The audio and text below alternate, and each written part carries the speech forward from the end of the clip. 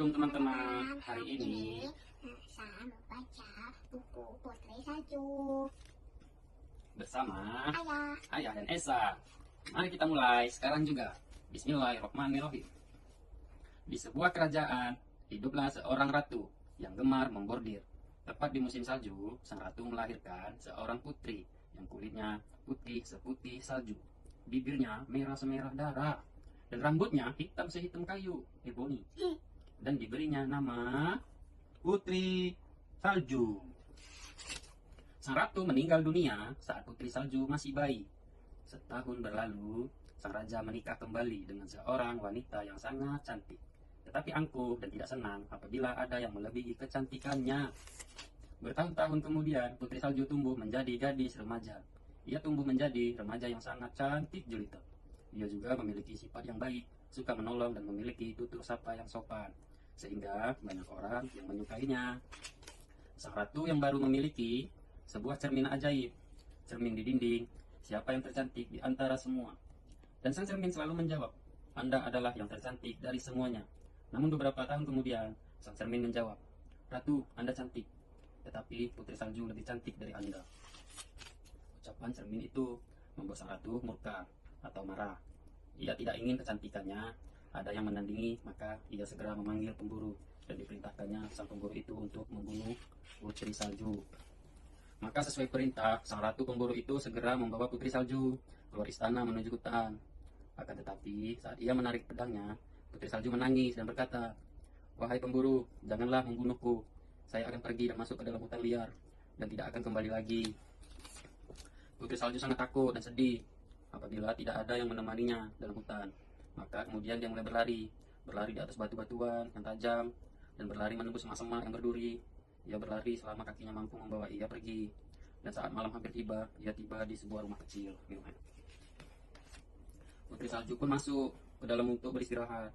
Segala sesuatu yang berada di dalam rumah berukuran sangat kecil, tetapi indah dan bersih. Di rumah tersebut terdapat bangku, meja yang dialas dengan taplak putih. Terdapat bangkuku dan meja yang dialas dengan taplak putih, dan di atasnya terdapat 7 buah piring, pisau makan, garpu, dan cangkir minum. Putri Salju begitu kelelahan setelah berjalan menelusuri hutan, maka ia membaringkan dirinya di satu ranjang. Tetapi ranjang tersebut yang terlalu pendek, ada yang terlalu panjang. Untungnya ranjang yang ketujuh sangat sesuai dengan tinggi badannya, dan ia pun tertidur di tempat tidur tersebut. Jadi ranjang itu tempat tidur.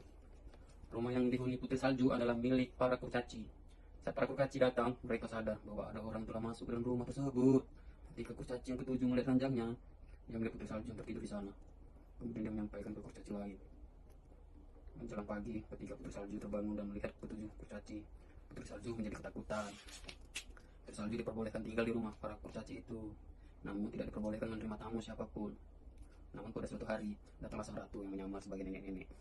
Sang ratu memiliki niat jahat ingin membunuh Putri Salju.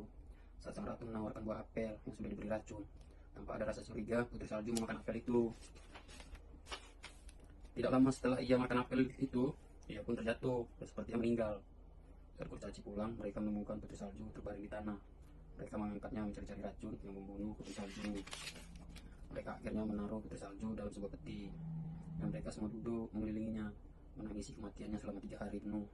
Walaupun meninggal, Putri Salju terlihat seolah-olah masih hidup dengan pipinya yang berwarna.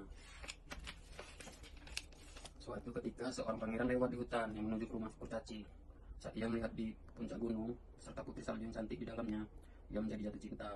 Kemudian ia mencium tangannya, dan ketika itu juga Putri Salju sadarkan diri. Lalu pangeran mengajaknya menuju istana. Sementara di istana, sang raja sangat marah saat tahu perbuatan sang ratu kepada putrinya. Lalu sang raja memerintahkan para pengawal untuk menangkap ratu dan mempertanggungjawabkan semua perbuatannya. Sang ratu kemudian dipenjara dalam penjara bawah tanah. Suatu ketika, seorang pangeran lewat di hutan yang menuju ke rumah kurcaci.